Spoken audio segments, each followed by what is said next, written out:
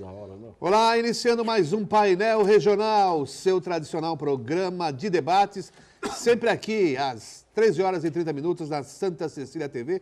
Você assiste também pelo Santa Portal, o portal digital da Santa Cecília TV, revê o programa às 20 horas aqui na emissora e depois o programa fica disponibilizado no YouTube para você rever a qualquer momento. Aqui, opinião, informação e comentário com conteúdo, e sempre com a presença de convidados especiais, como aqui ao meu lado esquerdo, o professor Iberê Cirna, professor de Comunicação Social e Marketing Político. Ao lado dele, o colega jornalista Carlos Raton, do Diário do Litoral. E à minha direita, o professor advogado e jornalista Vicente Cassione. Ao lado do Cassione, a Jéssica Souza, que daqui a pouquinho fala para você, telespectador, para você, internauta, como participar, como interagir com o painel regional, porque você também é integrante desta bancada. Temos aqui os jornais parceiros, o Diário do Litoral. Traz uma manchete hoje sobre uma pesquisa sobre a intenção de votos lá em Itanhaém. Marco Aurélio tem larga vantagem em Itanhaém. Está aí a pesquisa sobre a intenção de voto dos candidatos a prefeito em Itanhaém. Passo aqui uma edição para o Iberê e outra para o Raton e uma para o professor Cassione. E outro jornal do mesmo grupo do Diário do Litoral, aqui a Gazeta de São Paulo. Mantega é acusado por Eike de pedir 5 milhões para o PT. Aqui, matéria, manchete sobre a prisão e depois soltura do ex-ministro da Fazenda, Guido Mantega. Aqui uma edição também para o professor Cassione. E a gente já vai abrindo o nosso debate de hoje, cumprimentando aqui o Iberê. Tudo bom, Iberê? Tudo, é um prazer sempre estar na companhia de vocês. Rever meu amigo Vicente. O Vicente, de vez em quando, eu sinto falta, viu, Vicente? Porque hoje ele veio animado. E eu fico muito feliz de vê-lo animado assim. E na companhia do Raton, que fazia tempo que não sentávamos na mesma bancada. É um prazer estar com vocês.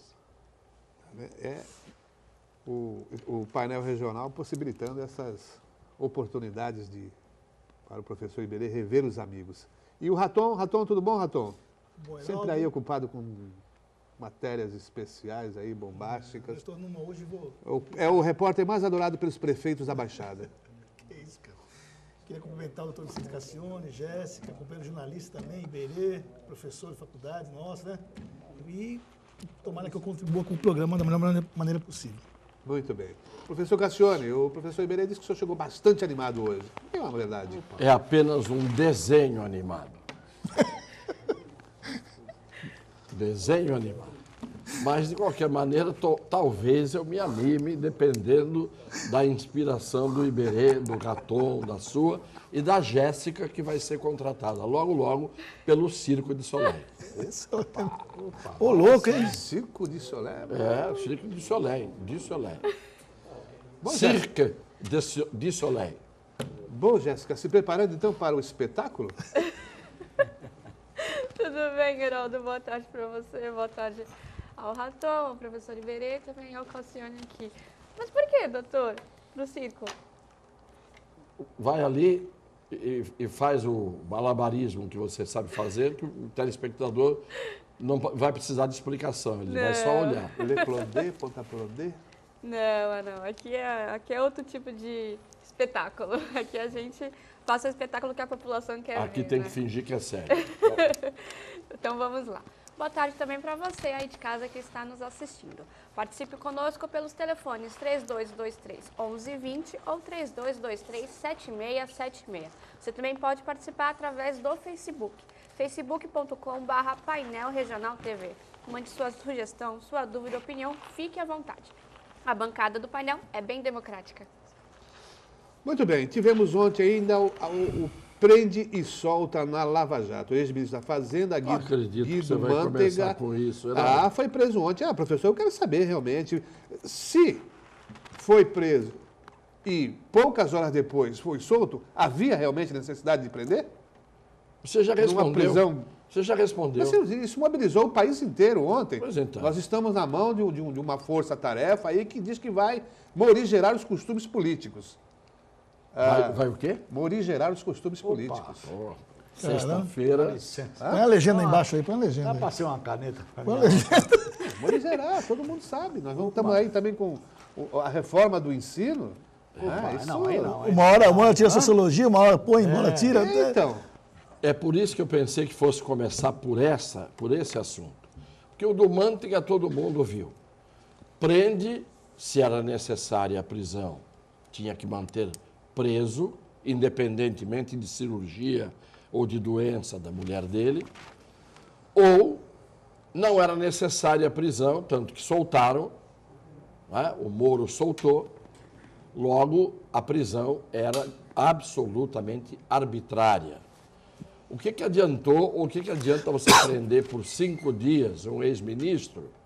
O que vai mudar no Brasil, no mundo, na Lava Jato, na economia? Vão colocar o Manteiga no pau de arara? Vão colocar o Manteiga para levar choque? Então, o Ike disse, está falado. Nada mais verossímil do que o Ike Batista, que ficou rico, ninguém sabe como, ou a gente sabe, e que ficou pobre, ninguém sabe como, e a gente sabe. Não é? Foi o homem mais rico do Brasil, assim também eu seria, embora não faça questão nenhuma, com BNDES, com incesto praticado com governos e governantes. Aí recebe de graça uma dinheirama que é nossa, depois distribui a dinheirama que é nossa para os outros. Tá certo ou não? Quem tinha que estar preso era só o ministro que pediu, porque pedir não ofende. Ele deu porque quis. Agora, deu porque era fácil dar. Deu porque recebeu com facilidade do nosso dinheiro, do BNDES, do governo. Então, esse assunto, eu volto a dizer, como digo toda semana, esse assunto já me dá nojo. Nojo. E a gente fala aqui a mesma coisa sempre. Então, parei. ô professor Iberê, Ike Batista era símbolo do Brasil próspero, Brasil grande, Brasil em desenvolvimento. Tem um monte desses aí. Tem um monte de Só que o... ícones aí, tem de friboi, tem um monte de gente aí. Eu não sei como é, eu não sei. Eles acham que parece é o veio do ouro, né? Ele consegue achar aquela pedrinha, fica rico, como disse o Vicente, fica rico de um dia, pobre do outro dia, ou quem sabe rico nunca foi, sempre foi pobre, distribuiu, né, o seu dinheiro aí. E a coisa do Manteiga, ele escorrega, né? Porque é meio essa simbologia, Manteiga e manteiga. Ele escorregou aí, Derreteu? porque ele pediu 5 mil para o PT. E eu acho que foi... 5 coitado, mil? Não, Milhões, 5 milhões. milhões. Desculpa, 5 milhões. 350 mil, 5 milhões, 350 mil dólares. Só isso?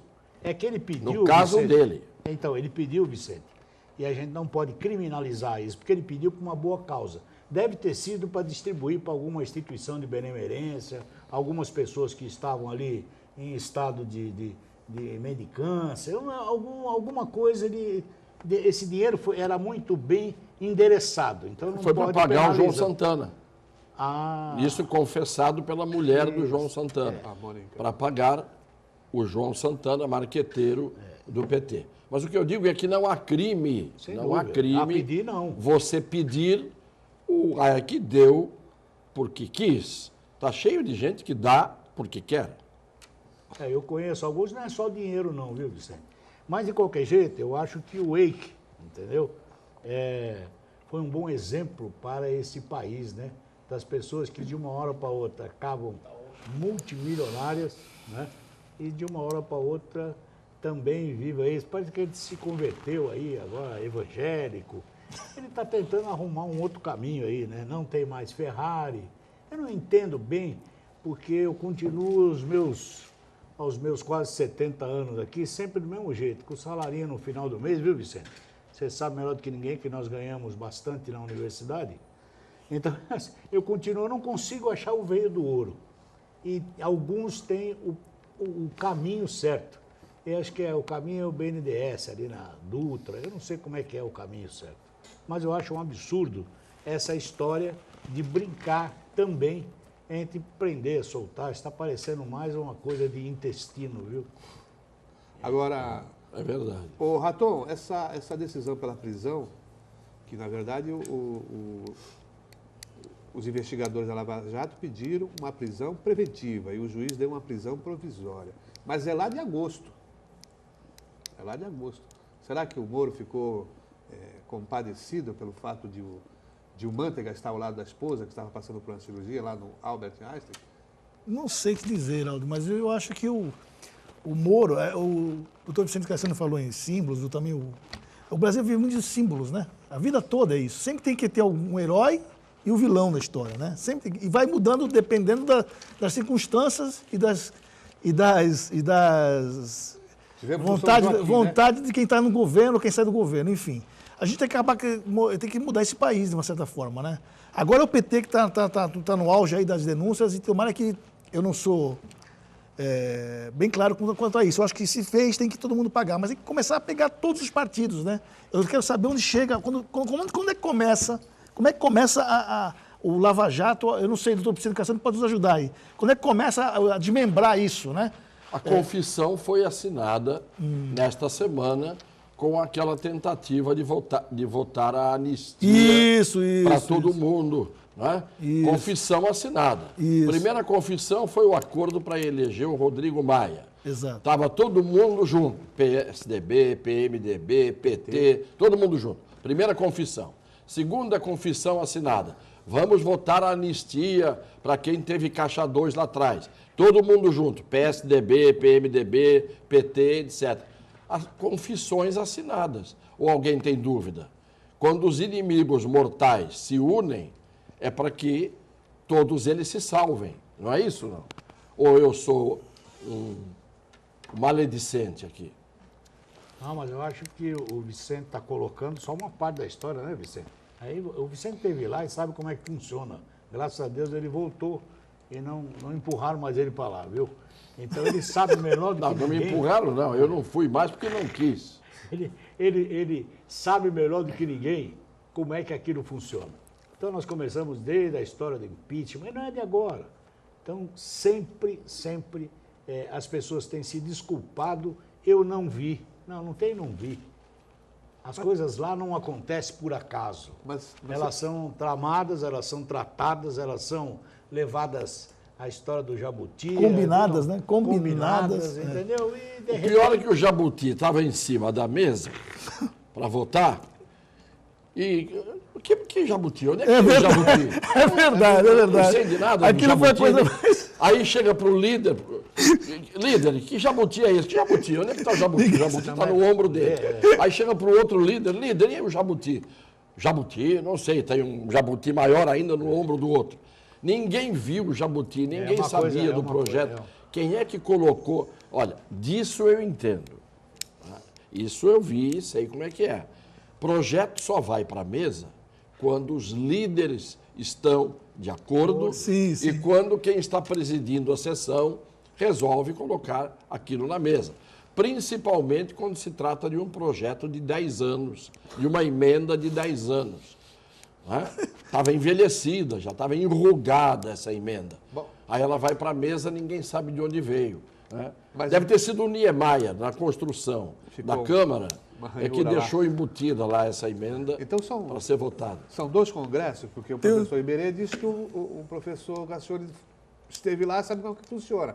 Agora, o que presidia a mesa lá, que é o nosso deputado aqui da região, disse que foi traído, que não sabia de nada. Então, ele não sabia nem explicar o que está acontecendo. Agora, ele é um senhor muito experiente, né? Eu não entendo como é que foi pego de calça curta, não sabendo de nada nessa situação. Eu acho muito engraçado isso. Mas esse negócio de saber de nada, o Iberê disse que eu estive lá, é verdade. No bordel você tem a prostituta, você tem o cliente, você tem a gerente e você tem o faxineiro. Quer dizer, você não vai misturar a condição da prostituta com a do faxineiro, a faxineira. Né? Então, o bordel tem de tudo. É claro, evidente. E não é só no bordel, em todo lugar. Em todo lugar você tem de tudo. Você tem os que sabem e os que fazem. Saber não significa fazer. Ô, Raton, ainda nesse tema, quando da apresentação, quando levada essa proposta para discussão, o deputado Miro Teixeira questionou diversas vezes o deputado Mestre Mansur, falando da impropriedade de se levar adiante aquela votação, e ele manteve. Então, dizer que não sabe fica meio complicado. Né? Então, mas ele sempre comete isso, né? Sempre é que nem, é um paralelo com o governo Temer, assim, não tô, mas o governo Temer está jogando todos esses balões de ensaio. Já aconteceu um negócio da cultura, que ele extinguiu, aí ele bota alguém para dar uma notícia dessa e vê como é que a população reage, aí volta atrás. Agora com a sociologia, né, a questão, mesma coisa, deu um resultado errado, ele volta atrás, e assim vai. Governar dessa forma é complicado, né? Parece que não sabe o que tem que fazer, né? Agora, você tirar a sociologia Exatamente. Dos cursos do ensino médio Filosofia também. E a filosofia, não sei se vai fazer tanta diferença, porque para aprender a sociologia, como o Fernando Henrique aprendeu também, é melhor não ensinar. Certo? Então é o que eu digo, no Brasil tem muito sociólogo, muito filósofo. Hoje há 3 filósofos que estão simplesmente colocando Sócrates, o Platão, o Santo Agostinho, o Bertrand Russell, o Spinoza, no chinelo. Os caras não tem para ninguém. Nós temos hoje o Leandro Carnal, o Mário Cortella e o Luiz Felipe Pondé. São os 3 grandes pensadores e filósofos brasileiros. Os coitados dos gregos e todos os outros grandes pensadores tinham que nascer agora para aprender com esses nossos filósofos o que é a filosofia e o que é a arte de pensar. Professor Iberê, dá para fazer reforma do ensino por medida provisória, melhor dizendo, e começando pelo ensino médio, quando deveria se atacar lá no início? Olha, na verdade é assim, eu fico um pouco assustado com o tratamento dado à educação no Brasil. Isso é um absurdo, né? No Brasil, nada se projeta há décadas, nada disso. Você quer dizer o maltratamento, né? Não é tratamento. Aí faz o quê? É sempre as golfadas. É no achismo. É uma política que muda aqui, aí tira de lá. Existe o Plano Nacional de Educação que foi feito, nem concluíram.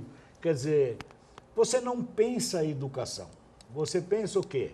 Nada, absolutamente nada. Para nós da área de educação, sabemos melhor do que ninguém que eu tenho que consolidar um projeto e dar pelo menos 25 a 30 anos para que isso dê fruto. E no Brasil tudo é ao contrário.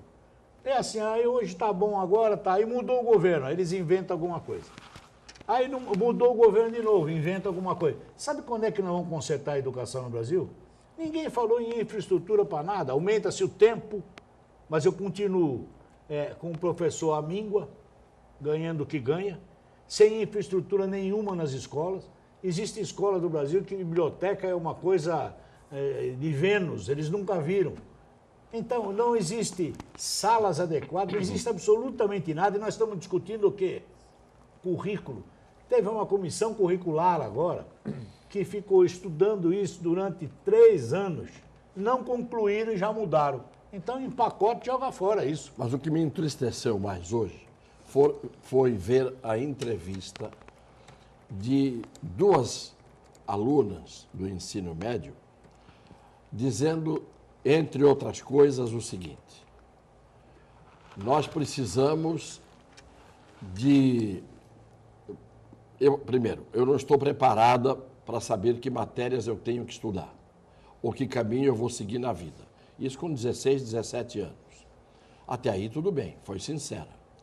Mas aí, no curso das entrevistas, as 2 disseram o seguinte: nós temos que ter mais tecnologia e mais aula prática. Porque teoria é muito bonita, a teoria, mas a aula prática e a tecnologia são coisas modernas. Isto é, nós vamos aprender trigonometria, vamos aprender geometria, vamos aprender matemática pelo WhatsApp, tecnologia, não é? Outra coisa, uma disse, as escolas deveriam ter, para a gente assistir aula, e falando sério, elas disseram sério isso, mais um pouco de conforto, tem que ter puff, almofada, sofá, para a gente poder assistir aula de forma mais confortável. Isto é, sem comentários sobre isso. Mas a notícia que mais me assusta é que as escolas vão podem receber com essa reforma, professores sem nenhuma especialização. Exatamente. Exatamente. Significa que, além de não ter, muitas vezes, didática, porque uma coisa é você saber, a outra coisa é você saber ensinar o que você sabe. Exato. São duas feitas. Pior ainda, professor sem especialização significa o seguinte: eu não sei nada de matemática, ou sou péssimo em matemática. E, aliás, sou mesmo. E vou dar aula de matemática. Como é que você pode ter aula prática e aula dada com tecnologia, aula da língua portuguesa, que ninguém mais sabe falar? Você pega um repórter de televisão e diz assim, houve aí a reforma aí desse negócio aí, o aí entra como respiração, como vírgula, como tudo. As pessoas estão desaprendendo de falar e você quer simplesmente acabar com os livros, tecnologia e aula prática. Aula prática de geografia é pegar um navio de cruzeiro e começar a parar em cada porto para mostrar como é que é a península, como é que é a ilha, como é que é o continente, como é que é isso, onde é que fica o Oceano Pacífico, o Índico. Isto é, o que nós temos... Quem não sabe filosofia, quando eu me formei em Direito, estava me formando em Direito, eu comecei a ter dificuldade de entender algumas coisas que eu lia nos livros que não era fácil ler. Aí eu percebi que havia algumas expressões que era preciso conhecer e só na filosofia você poderia saber o que era. Por exemplo, causa, verdade, efeito, lógica. É na filosofia que você vai ter esses conceitos. E ética. Isso tudo aprende-se lendo. E lendo é exercício para a cabeça. O sujeito que vai na academia fazer ginástica e malha, o resultado vem no músculo. O sujeito que vai no PUF assistir uma aula prática de português e não malha o cérebro, vai ficar burro. Vai ficar burro. Esta é a realidade. Então, como é que o ministro da Educação é o Mendonça Filho. Foi deputado comigo, entendeu? Ele consegue dizer mal e porcamente, batatinha quando nasce esparrama pelo chão. A menina quando dorme põe a mão no coração. Ele declama, isso é uma poesia lírica da língua portuguesa. Então é o ministro da Educação. Daqui a pouco vem o Temer, se o pessoal começar a ficar contra, e vai dizer, não, eu sou contra isso. Exatamente. Falaram sem minha ordem. Isso. Entendeu? Se fosse no tempo do Lula, iam dizer também, um cara analfabeto, quase analfabeto, como é que pode fazer reforma da educação? A verdade é que os analfabetos, os alfabetizados, todos aqueles que se dizem grandes pensadores, pensam o pior em termos de educação. Porque, na verdade, se você fizer uma sabatina... Um dia eu disse para o Fernando Henrique, sem nenhuma modéstia, eu disse, se a gente chamar 3 professoras aqui de ginásio e fazer uma sabatina para mim e para você pode ter certeza que você vai tirar uma nota mais baixa do que eu. O sujeito passou um tempo no exílio tomando armanhaque e vira professor de sociologia de um livro só. Isso que eu escrevi. E depois diz, esqueçam o que eu escrevi. Quer dizer, então, olha, vou dizer uma coisa, nós vivemos aí no Brasil. E tudo que a gente está falando só acontece no Brasil. Se acontecer em algum lugar, outro lugar, é exceção. Aqui é regra. Essa é a diferença. Vamos fazer um pequeno intervalo e a gente já retorna com esse tema. Olá, já de retorno aqui para o painel regional, o segundo bloco do painel regional. A gente vai ali com o Raton. Raton, ainda esse tema aí da reforma do ensino, começar já pelo segundo grau, antigo segundo grau, ensino médio. Quer dizer, as crianças hoje entram na escola e depois de quase 5, 6 anos, 8 anos na sala de aula, não sabem ler. Somos chamados analfabetos funcionais ainda. Então, eu acho que teria que ser o contrário, tem que começar desde lá de pequenininho, né, Heraldo? E sabe o que é importante? Assim, eu acho, já se pensou, não sei, mas como é que vive? A minha mulher dá aula no Senac e convive com crianças que vêm estudar de Praia Grande para cá, com uma situação social muito complicada. Não se faz um estudo como essas crianças se preocupam com o horário que ela está na escola, em dar comida, enfim. Mas e a família? E quando ela volta para casa, né? A realidade que ela encontra lá, eu acho que teria que fazer um trabalho social para amparar essas famílias. Porque a criança chega lá, ela fica sem comer, vê depois uma realidade até criminal. Então, como é que essas famílias... Minha mulher dá aula para umas crianças que são verdadeiros heróis. Como é que conseguem ter coragem de estudar, vou dizer, coragem mesmo, diante de uma realidade que ela vive na casa dela, ou na cidade dela, completamente difícil? Pô, não ter condução para estudar, tem que acordar cedo, muito cedo, trabalha como ajudante em supermercado, ganha R$500, tem que ajudar em casa, às vezes com uma realidade complicada de não ter o que comer, né, ver o pai numa situação difícil, ainda tem coragem de estudar e vencer. Né? Então, eu acho que tinha que fazer um trabalho completo, escola da família de verdade. Né? Eu penso dessa forma. Outra coisa, Iberê, essa chamada reforma de afogadilho foi porque o Brasil aí ele está, em comparação aos demais países, principalmente nas disciplinas de português e matemática, num nível, mas bem abaixo mesmo. Enquanto na China lá é nível 6, 7, o Brasil não passa de 2. Está 3,7. Né? 3,7. O mínimo é 4,3, que já é horroroso. Nós estamos com 3,7. Pois é, mas com essa reforma, nós não vamos atingir a média nunca.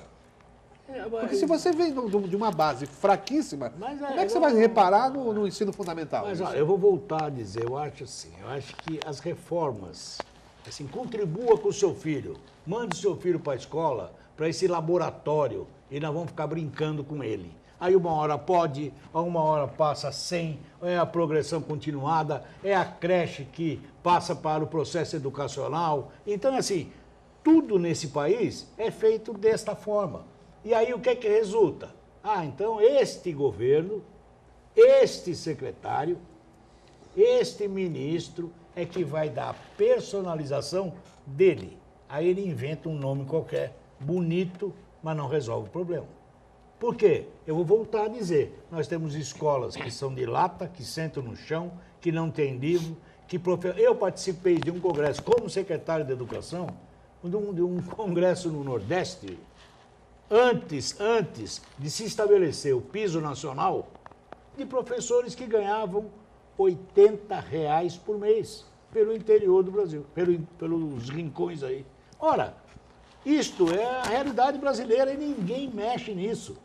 Então não adianta ficar correndo atrás de indicadores comparado com China, com outros países, porque primeiro tem que ir lá e ver o que é que eles fizeram. Eles têm uma verdadeira obediência a um projeto com continuidade, com durabilidade. Aqui não. Aqui, de qualquer jeito, entra um novo lá, aí o novo diz, olha, tá feio, eu vou inventar um nome bonito aqui, e agora nós vamos inventar um lado, e nada se resolve. Então, você que está aí, tem seus filhos, você colabora com o governo para o laboratório que fazem com as crianças no Brasil. Por isso, nós não vamos mudar a educação neste ritmo nunca. Você veja uma coisa, vou dar um exemplo pessoal, que às vezes parece antipático, mas tem que dar. A minha filha mais velha terminou o curso do Direito lá atrás, né? Bem lá atrás. Quando ela terminou o curso, já no meio do curso ela viu, não é isso que eu vou querer. Não quero mexer com essa história do direito, que é muito bonito no papel, que ela aprendeu, mas na prática é bem diferente. O que ela fez? Foi fazer outra faculdade, foi fazer letras. Depois fez mestrado em pedagogia. Sabe o que ela faz hoje? Ela dá aula de manhã, de tarde, aula particular, passa o domingo à tarde corrigindo prova porque no domingo almoça todo mundo em casa, os filhos, os netos, né? E ela passa a tarde corrigindo prova, isto é, resolveu ser professora, o que mostra que ela deve ter um parafuso a menos, na medida em que trabalha o dia inteiro dando aula, não é? E escolheu isso. Eu pergunto, quem é que vai escolher ser professor nos tempos de hoje? Qual é o atrativo que tem? O professor, para poder ganhar um mínimo, ele tem que trabalhar de manhã, de tarde e de noite. Eu me lembro, quando eu comecei a minha vida, que eu dava aula de manhã no Colégio Santista, eu dava aula à noite no Tarquínio Silva, e eu tentava arranjar cliente e advogar no período da tarde. Era o dia inteiro, desde as 7 da manhã até as 11 da noite, não é? Me virando para ter um mínimo de condição. E a gente vai indo, vai indo, vai indo, vai indo. Hoje, quem é que quer ser professor? Uma das coisas mais vergonhosas do Brasil, o pessoal fala, é a violência, é a corrupção. Uma das coisas mais vergonhosas do Brasil é você pagar ao professor o que se paga, porque o professor é que constrói gerações, é o professor que vai construir. Mas quem é que educou o educador? Quem é que formou o professor? Como é que o professor que não foi educado e não foi bem formado, ele pode educar e pode formar? É um círculo vicioso. Sem dúvida. É claro que é. Quando eu estudava, nosso tempo era curso científico ou clássico, no colegial.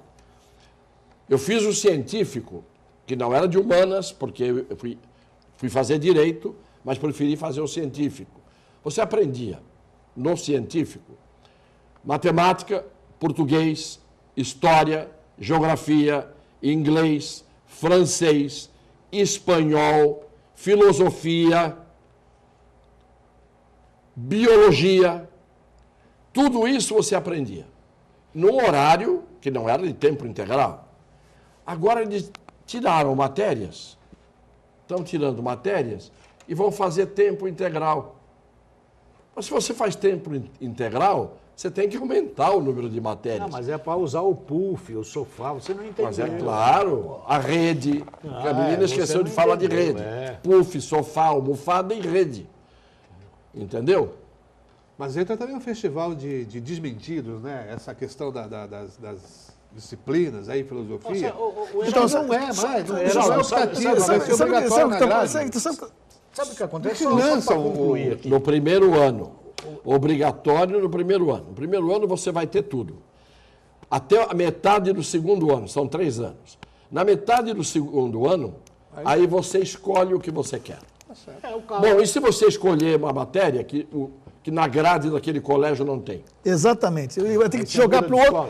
Lá Aí te joga para outra isso, escola. isso. Aí não vê aquela questão que eu falei. Se essa criança tem condições de transporte, se tem alimentação, então é isso que Tem completa. que falar. O professor não precisa ser especializado. Então, aí você Então pega, você pega alguém lá e ele vai dar aula. você entendeu? pega o Vicente, a prática esportiva. Pois é, acabamos de sair do momento. Todo mundo, dia e noite, fala que o exercício físico é fundamental.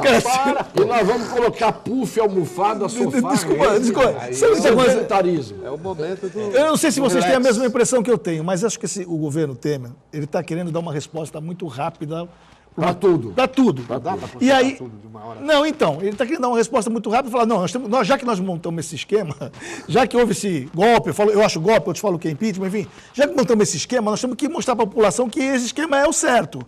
Só que eles estão se pulando em cima do outro, entendeu? Tá passando, Olha, eu vou dizer. eles lançam uma coisa e voltam atrás e vem para Mas uma hora a reforma previdenciária tem que ser feita uma- ontem, porque senão o Brasil então. quebra. Não precisa mais, deixa para o ano que vem. Então, A reforma então, trabalhista então. também deixa para o ano que vem. Então, mas o que a gente cansa. Eu posso dizer, eu, Vicente, o resto tem cabelo branco, mas eles são novinhos, né, Vicente? São. Mas eu e o Vicente... Podiam ser nossos filhos. Nós sabemos o seguinte, quantas propostas em todas as áreas do Brasil é do próprio governo. Quando ele entra, agora nós vamos mudar aqui. Eu me lembro, mais do que nunca, quando o senhor Cristóvão Buarque assumiu, Primeiro governo Lula. é um educador, né? Um homem que foi reitor da universidade.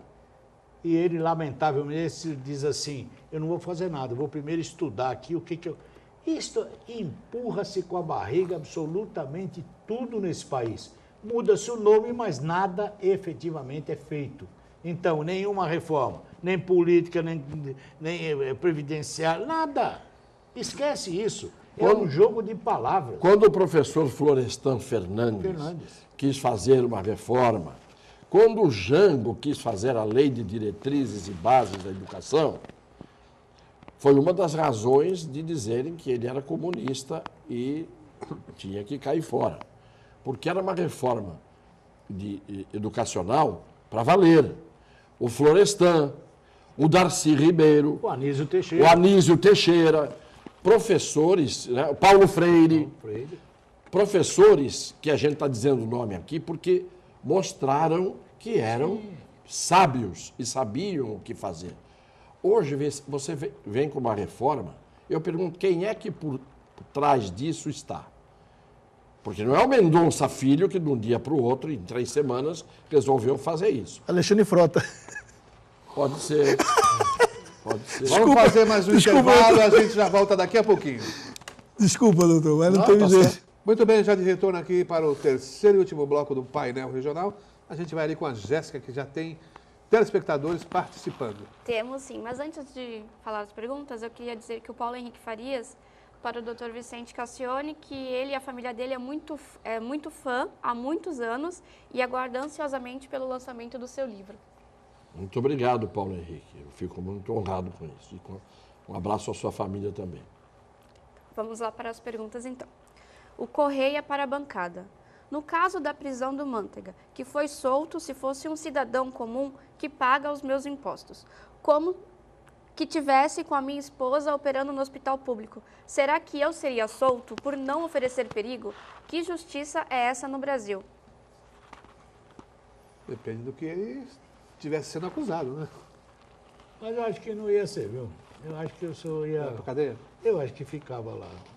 O Manteiga não é ex-ministro, não dá muito holofote, não dá mídia. Aí ficava quieto lá, não sei. Essa é a minha visão. Bom, mais participações, Jéssica? Sim. O Cosme Santos para o Dr. Vicente Cassione. Porque o homem mais honesto do Brasil, e como ele diz, mais honesto que ele, só Jesus Cristo, consegue manipular e escorregar igual quiabo a Polícia Federal. Para mim, é um dos caras mais corruptos do Brasil, onde roubou tanto dinheiro nosso, através da Petrobras. Será que eu vou ter o prazer de ver ele e a sua quadrilha presa pelo juiz Sérgio Moro? Bom, não é novidade nenhuma. Jesus Cristo foi morto e o Barrabás, que era o bandido, foi escolhido pelo povo como que deveria ser poupado. Então, não é de hoje que a gente vê essas coisas acontecerem. Quando ele se compara com Jesus Cristo, é uma comparação que as pessoas modestas fazem, né? Mas eu volto a dizer, Jesus Cristo, o bom ladrão e Barrabás. O Barrabás foi escolhido pelo povo para ser poupado. E Jesus Cristo, que era um grande criminoso na época, principalmente por tudo aquilo que ele disse e que dura 2000 anos na alma e no coração de todos nós, foi crucificado. Depois desse evento, em que Cristo foi morto do jeito que foi, e o crime dele foi fazer o bem para a humanidade, você tem esperança de quê? Você, cidadão de boa vontade, você ainda acha que o povo vai escolher quem na hora em que você estiver com a sua boa vontade de um lado e um picareta do outro? Quem o povo escolhe? Jéssica, mais participações? Sim, a Aparecida para a bancada. Parecem que veem o pobre como indigente. Acho que a visão do pobre é muito distorcida e poucos que estão aí sabem do que isso realmente se trata. Nem todos os pobres utilizam de recursos do governo para sobreviverem. Raton. qual o contexto que ela falou isso? Eu não entendi.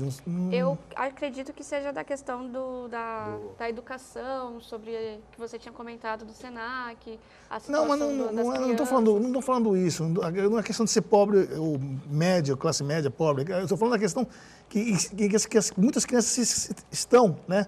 As condições que não se dá, um transporte digno para essas crianças, uma alimentação decente, a oportunidade para esses pais trabalharem e deixar as crianças tranquilos para poder sustentar essas crianças. É isso que eu quis dizer. Não estou dizendo que pobre está mais sujeito a ser pior, enfim. Não foi isso que eu quis dizer. Mais participações, Jéssica? Sim, o seu José para a bancada. A Baixada Santista teve alguns deputados federais. E o que esses deputados trouxeram de bom para a Baixada? E o que o Beto Mansur fez de bom para a Baixada? A única coisa que ele fez foi aprovar a famigerada Lei dos Portos, que desempregou muitas pessoas. A pergunta está muito em aberto. Iberê, você... Não, eu fui deputado federal e não vou falar do que eu fiz. Elogio em boca própria é vitupério, então eu não vou falar. Quem lembra, lembra, quem viu, viu. Quem estava desligado, paciência. Mas eu acho, Vicente, assim, eu acho que também os deputados, né, acabam, como você tem lá o Papa fazendo um trabalho aí junto à área de... Que trabalho? O trabalho que ele fez agora, apresentou esse trabalho. Não sei se é bom ou se é ruim, mas eu trabalho sobre a área do laudêmio, entendeu? Que era uma coisa que estava sendo feita há muito Iberê, Iberê. Vicente, deixa eu acabar, Vicente. Não, o laudêmio. Peraí, Vicente, eu vou te contar a história do laudêmio. Eu sei a história do laudêmio. Não sabe que você não estava lá? Como não estava lá? Sabe O laudêmio começou contigo lá? Não, eu fui relator, por isso que eu quero falar. Eu fui o relator na Comissão de Justiça dos projetos que foram unificados. Havia 40 e tantos projetos extinguindo o laudêmio. 40 e tantos projetos. Eu fui o relator a favor da extinção do laudêmio, dei o parecer. Eu estou fora do Congresso Nacional há 10 anos. E, evidentemente, que não vou voltar para lá, porque eu estou fora já há 10 anos e a decisão é para sempre. Não é? Mas não votaram. O projeto principal e o mais empenhado era um ótimo deputado de Santa Catarina, que ia de deputado em deputado pedindo para aquilo ir para frente. E não foi. Não foi por quê? Porque não há interesse dos governos em aprovar a extinção do laudêmio. Não é? Isso afeta o Serviço de Patrimônio da União, a SPU. Portanto, esse trabalho que o Papa fez é uma gota no oceano que já está lá. Ô, Vicente, e não resolve nada. Vicente, eu não sei se é gota, eu não sei dimensionar. A única coisa que perguntaram que o deputado faz, eu estou tentando dizer, olha, o Papa apresentou isso. Assim como o Beto apresentou, eu não estou aqui julgando o mérito e a importância. Eu estou dizendo o que a mídia trouxe, o que o Beto trouxe das lotéricas. Está lá brigando com o negócio das lotéricas. Esses são os nossos deputados. Esses são os nossos deputados. Tem o Squassone também, né? O Squassone trouxe o quê? 200 mangos lá para o hospital? Não, eu não estou agora foi lançado por nota fria, inclusive. Avaliando se é ou deixa de ser. 200 mangos, entendeu? Deixa eu mudar um pouquinho de assunto aqui, senão a gente vai acabar o programa e a gente não toca nesse assunto. Raton, você fez uma matéria aí repercutindo essa situação aí de gravações envolvendo o ex-ouvidor Flávio Jordão, que era relacionada aí pessoas que criticavam a administração e acabavam sendo contratadas, chequinho, carguinho, enfim. Isso foi levado para a Câmara e os vereadores entenderam que essa é uma questão menor que não deve ser assunto de investigação por parte do Legislativo, é isso? É isso, mais ou menos isso, Heraldo. Mas eu queria deixar claro o seguinte, que esse caso aí, que acabou em vídeo, né, que mostrou uma situação, não é novidade para o Diário do Litoral que eu trabalho, não é novidade para aqui para o painel regional, muito menos para o Ministério Público. Não sei se tu sabe, Heraldo, o Ministério Público ele tá investigando, tem uns 2 ou 3 inquéritos, já tem uma ação civil, você deve saber, investigando praticamente 4 tipos de modalidade que que acaba combinando com isso aí.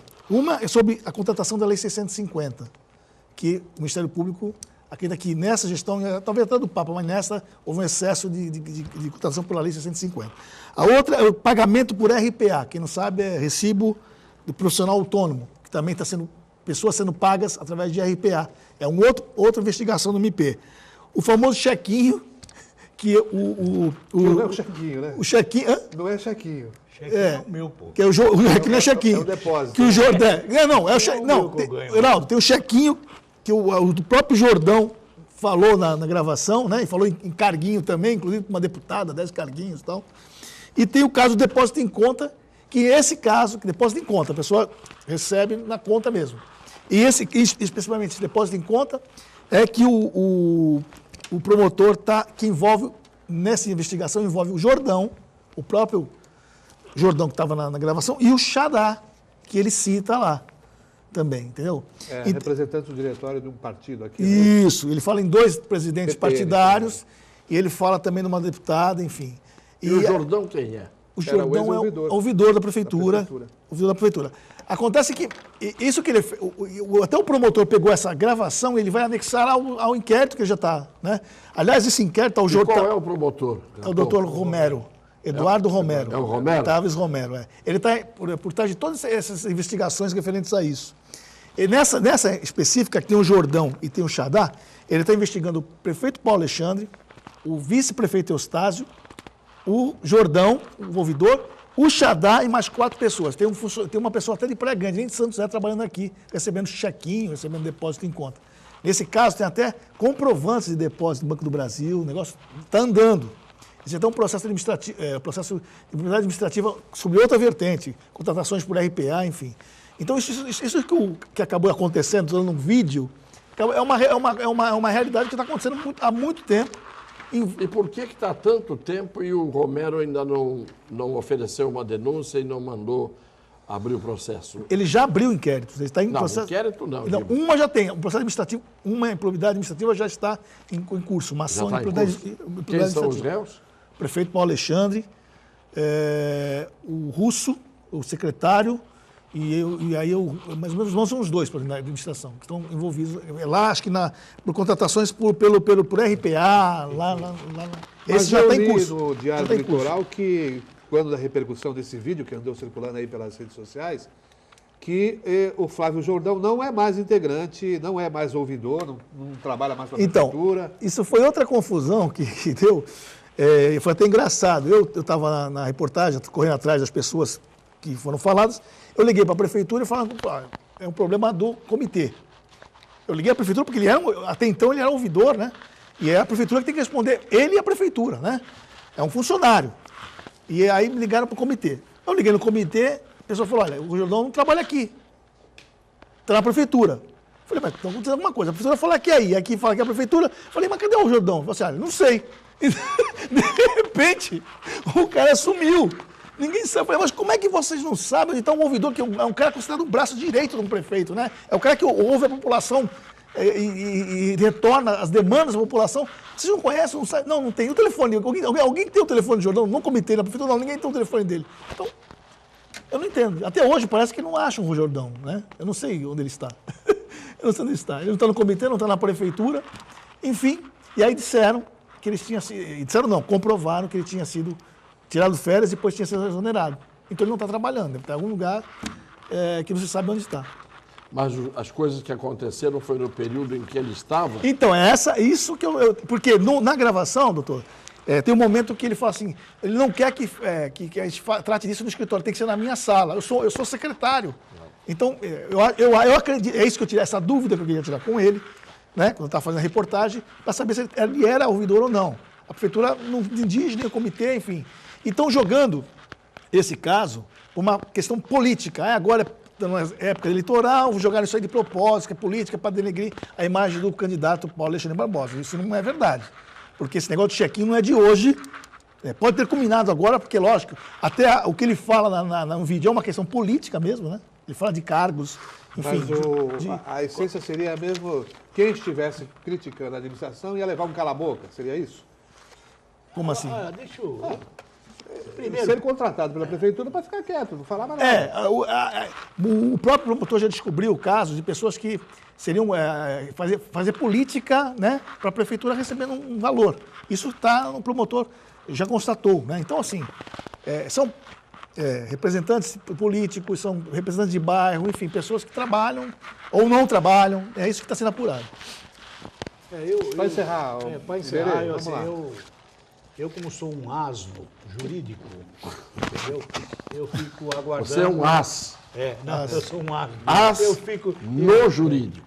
Eu fico esperando a conclusão da área jurídica. Eu não gosto de tecer nenhuma opinião. Mas você ouviu? Entendeu? Ouvi uma série de coisas, ouvi o vídeo, mas tudo isso parece truncado, parece que foi gravado, a mãe chora, o filho... Eu não tenho a mínima formação. Eu não gosto de me antecipar. Eu acho que se está na mão do promotor, está lá, a justiça vai resolver isso aí como tem que resolver. Mas a Câmara não quer investigar isso aí, não. Bom, aí é outra coisa política. Foi isso que eu perguntei. Eu só queria dizer o seguinte, teve uma hora aqui, entendeu? Que eu usei a expressão 200 mangos e o Vicente quase caiu da cadeira ali, entendeu? Porque mango é do nosso tempo. Do nosso tempo, entendeu? Essa molecada não Mas sabe foi o que é um pouco mango. mais, né, professor? Foi um pouco mais, Tem uma- 200 mil reais. Tem uma frase que eu faço questão aqui de colocar, porque eu degravei, né, o vídeo, e tem uma frase que é muito... Várias frases, mas essa é muito engraçada. O Jordão falando, tu acha que tem essa conversa com ele? Botar ele, arrumar um carguinho para ele ficar numa boa? Quer dizer, arrumar um carguinho aonde? Não, podia ser em qualquer lugar, isso aí não é eu. Isso aí é estranho. relações feitas. Né? Não, eu sei, é estranho, né? De dizer, Se você tiver alguma empresa... não sei. tá vendo fantasma. Agora é bonito o vídeo, tá há 10 dias da eleição. Olha, isso virou um fato político. É verdade. Mas eu prefiro analisar, entendeu? Deixar a quem entende, que é a área jurídica, entendeu? Avaliar, seja o promotor, seja quem for, dar a denúncia, a improbidade. Para isso, eles estudam. O Vicente está aí de cabelo branco, até ele fica nervoso de tanto que estudou. Não, é de ser antigo mesmo. entendeu? Cabelo branco é antiguidade mesmo. Então, assim, vamos aguardar, né? Vamos ver como é que Vamos encerra aguardar, isso. porque também tem um outro vídeo falando agora de situações na Codesp. Mas vamos deixar apurar primeiro e depois a gente traz essas informações. Bom, vamos encerrando o painel regional de hoje. Agradeço aqui ao professor Iberê, ao Carlos Raton, ao professor Vicente Cassione e também a Jéssica. E a você também. Na segunda-feira estaremos juntos novamente. Muito obrigado. Bom final de semana a todos.